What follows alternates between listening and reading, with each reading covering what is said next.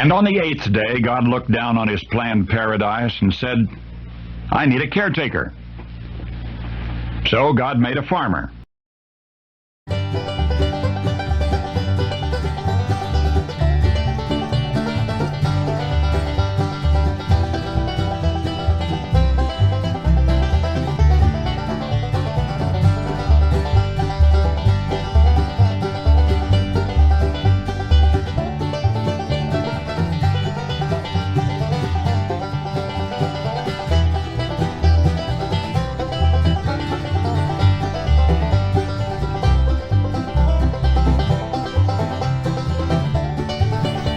Howdy folks, Darren back with you here at Cross Timbers Farm. Welcome to 8th Day Chronicles. I am waist deep in hay. Looking through our first cutting hay here that we're hoping to cut here very soon. And it's, well, I said waist deep, there's parts of it chest deep. It's wet past my stomach, wet halfway up onto my chest, so it's looking good. It's ready to cut. It's actually needed cut about a week ago, but it's still good. We've not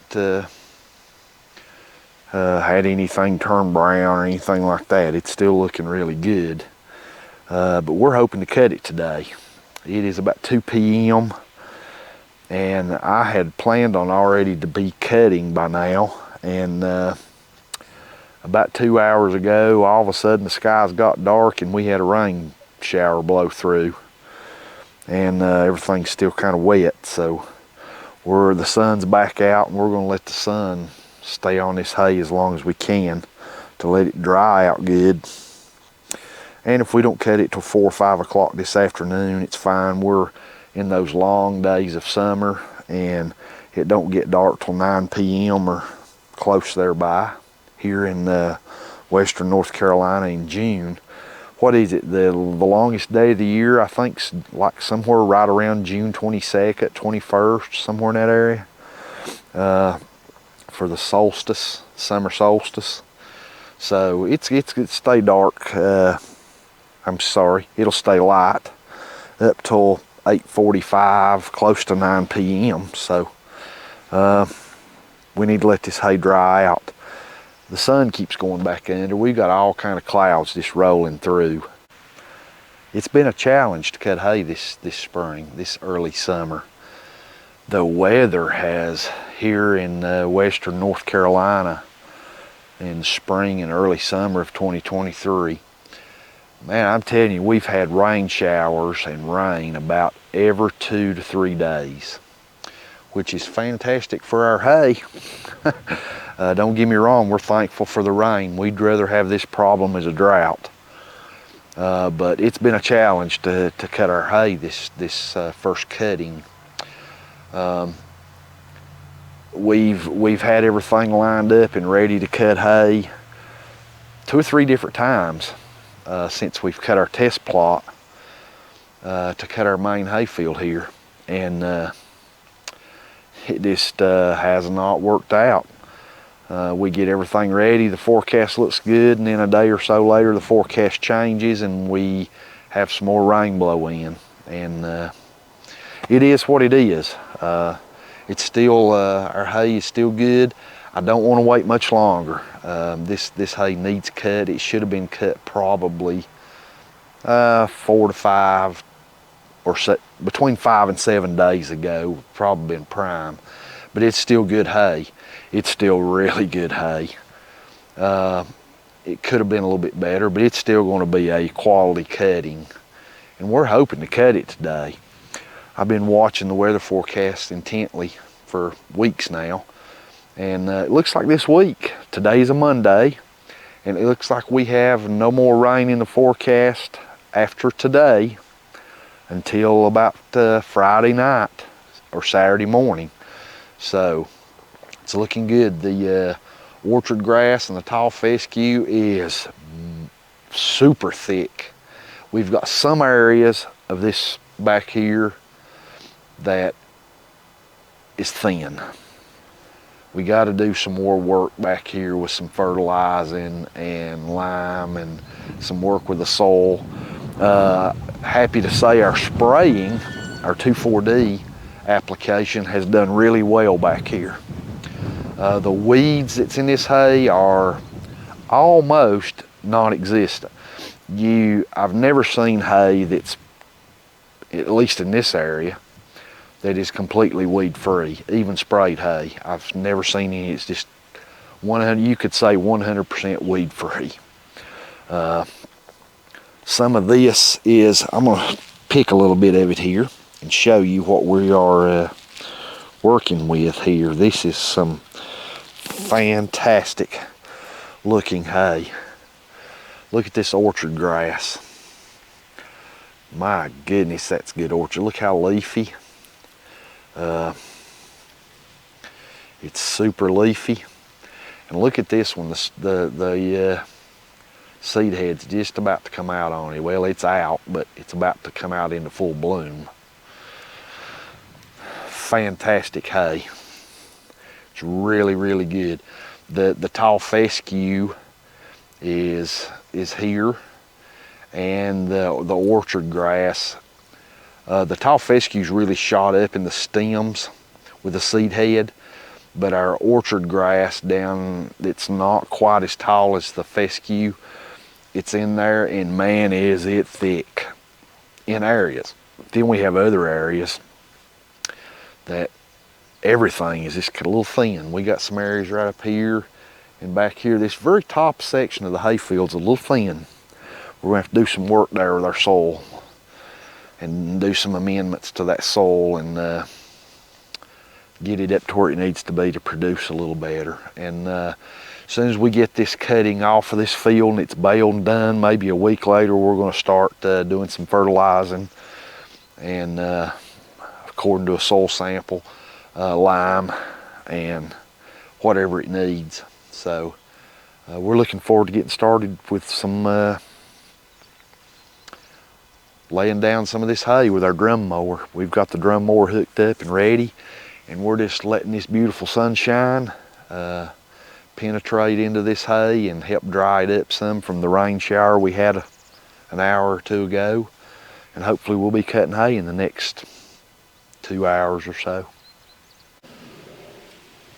We have our drum mower hooked up to our Kubota, and before I drove it out here to the farm, when I got the drum mower hooked up, as I usually always do, I took the tractor and the drum mower out to our home driveway, our paved driveway. We've got a really flat, level place out there on our driveway where we park. And I take the drum mower and the tractor out there onto that driveway to level it. You can do it anywhere if you've got a really good level spot, but just personal preference, I run mine out onto the pavement, onto the driveway, and I take my time to swing it around into the cutting position, and I adjust my top link, and I adjust my adjustable side link to get my drum mower setting. The top link will adjust it this way, and the adjustable side link will adjust it this way. I get this drum mower to where it's sitting perfectly level with this floating pin here sitting right in the middle of that groove that's in that bar to allow this drum mower to be able to move the contours of my field. I think getting your drum mower set up right is probably a little more critical with a drum mower than it is with any other type mower. Once you get this thing set up exactly right, I have found that it cuts like nobody's business. And if there's streaks left that it missed, it was because I missed it. I swung too wide in a curve, or you know, I was listening to bluegrass music on a pair of headphones and wasn't paying attention and got off my route, or in other words, it was my fault. I found that the drum mower will mow like nobody's business, and it will mow just as clean as anything out there, maybe even better. Even at speeds it will. And if there's strips that it left, then it's usually 99.99999% my fault. It's something I did. So take your time to get your drum mower set up right. Take 15 minutes before you start cutting hay, and take your tractor with the mower attached to it somewhere really nice and level, and swing that mower around into the mowing position, and take your time to adjust these adjustable links, your top link and your side links, to get that mower setting right. You get it right, and I found out that they mow fantastic. So we've got this one adjusted. Everything is set on it right, and this is the Kowalski Farm Maxx FDM-135. It's the smallest drum mower that Farm Maxx sells, and we're really happy with it so far. So this summer it's really going to get put through the paces. We've already checked our blades, or knives, and they're all still pretty sharp from where we maintenanced them through the winter. We hand sharpened them with a file. They're still pretty sharp. We've only cut the test plot with it this year. So we'll cut our main hay field, and then we will, before we do our second cutting, we'll take them all off. There's only 6 of them. They come on and off super easy. We'll take them off and sharpen them with a file again before we do our second cutting. But for now, they're good. So we're going to cut hay here soon. Okay, folks, the rain has held off. We got some pretty ominous looking clouds. Some gray clouds rolling over, but according to the radar and the weatherman, the rain should be over. There's always a chance some of these gray clouds will have a little bit of rain in them, a sprinkle or two, but we're crossing our fingers that don't happen. It's been a couple of hours since the last shower, and the hay's pretty dry now. We've got really breezy, windy conditions, so it's really helped dry this out. And the sun's been out just until about 15 minutes ago, when these last gray clouds blowed over. It's blocked the sun off. But I think looking at the radar, I mean, there's just little pop-up showers here and there and yonder, but I think we're going to cross our fingers and start cutting hay. It's pretty dry now.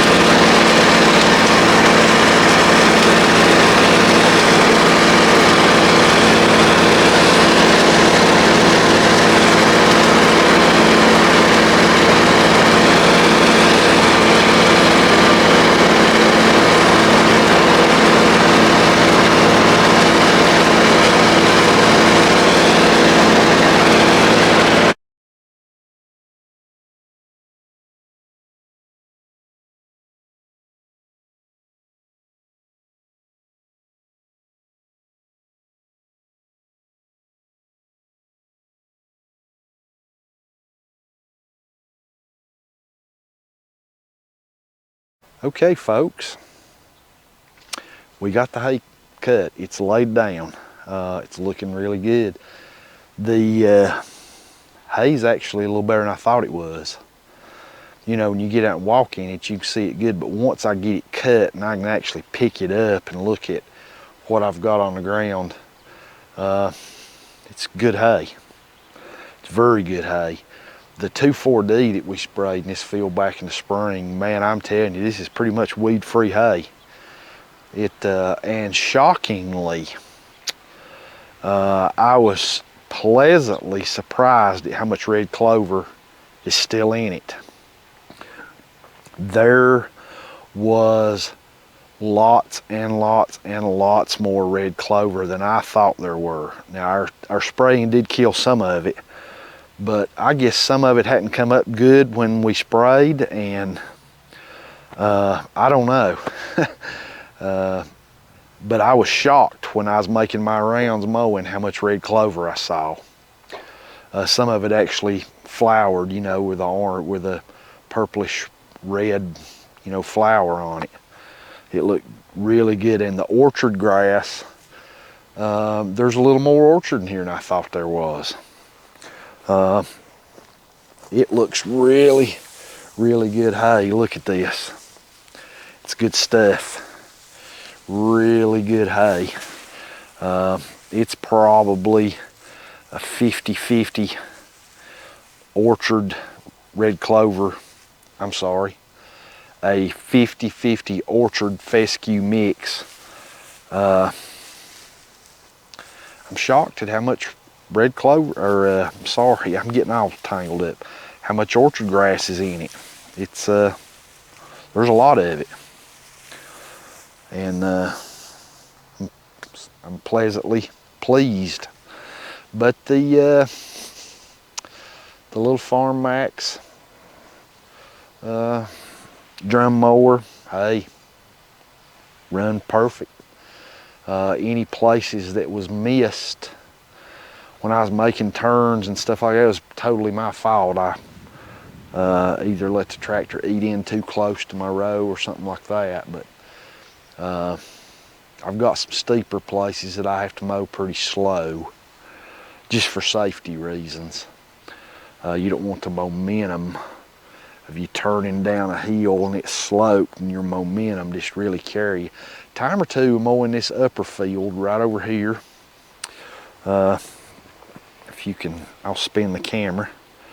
Right up there, in this, right in that area there. When I was making a turn coming out this hill and I made my turns coming down, that's steeper than it looks. This camera does not do that justice. And when I made that turn right up there and was coming down the hill, I guess my tractor tires was in that already cut hay and slid around a time or two. It was enough to really get your attention real fast and go, whoa, I better slow down. I think I was in low range 4th gear, and I slowed on down to, every time after that I made that turn, I slowed down to like 2nd gear till I got out of that steeper area. Then I'd speed back up. But the drum mower,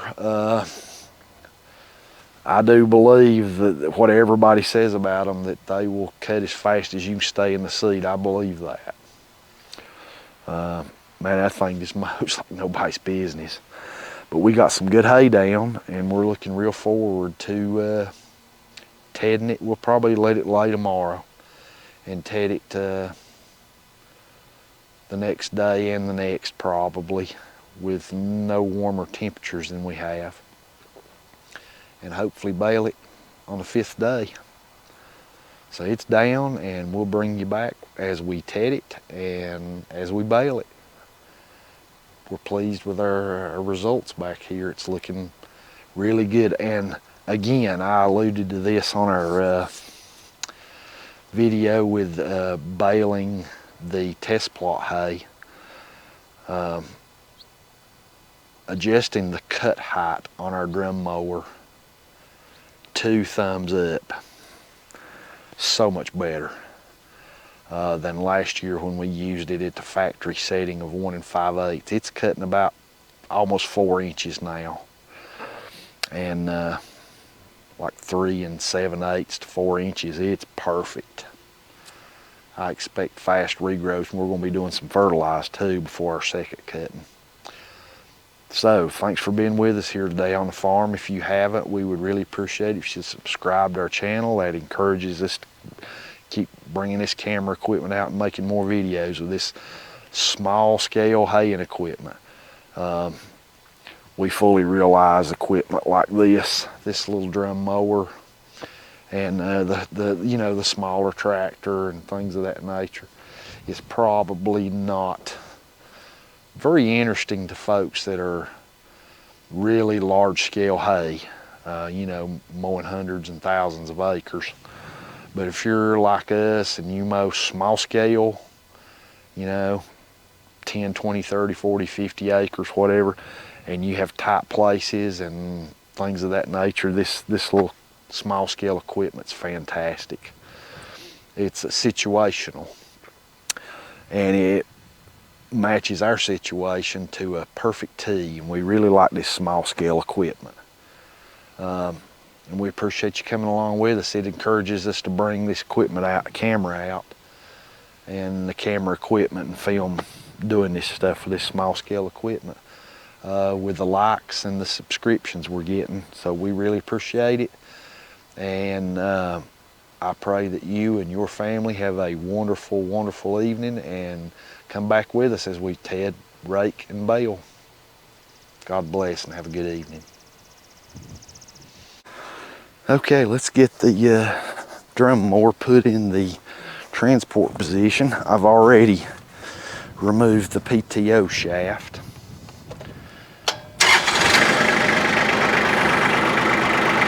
Emergency brake on the tractor is on. Okay.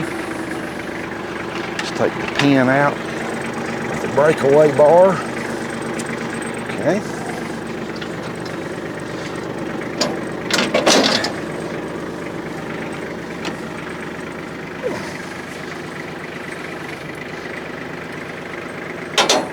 There we go. Snapped right into position. Just lower that thing down a little bit. No need to transport it way up in the air like that. Okay, put our transport bar down.